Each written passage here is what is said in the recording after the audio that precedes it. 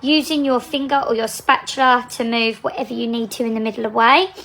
If you need them to, get your client to stretch here from the bottom of their stomach up to pull the skin nice and tight while you have your hand like this and the wax is set.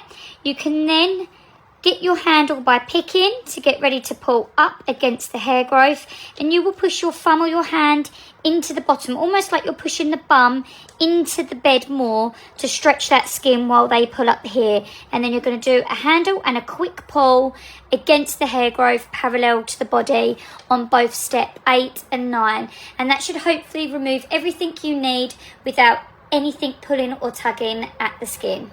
I'm here to show you a little bit more of a visual image of a extended bikini, or also known as a high leg bikini. So you want to be able to remove the edges first, like a basic wax. As you can see, any hairs that run down into the bit of the thigh area, we're going to remove them.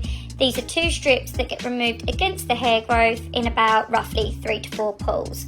Once we've got that bit cleared, you'll see that we've got more of the hair all in a central zone, and we want to come in as if they were wearing a thong or something a little bit lacy and then we ain't going to see any hair popping out, if you know what I mean. So we're going to repeat the same steps again, but just coming in that little bit more, making sure we cover the bit that's on the bum cheeks, if that makes sense.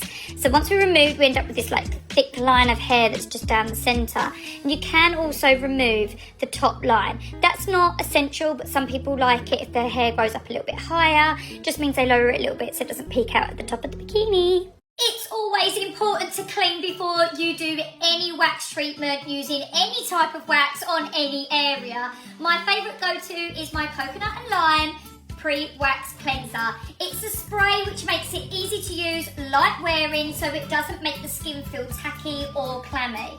It means that as soon as I go to put my hot wax on, once I've cleansed the area, that my wax will grip on perfectly fine and it won't slide or miss areas because it's all clammy and wet underneath.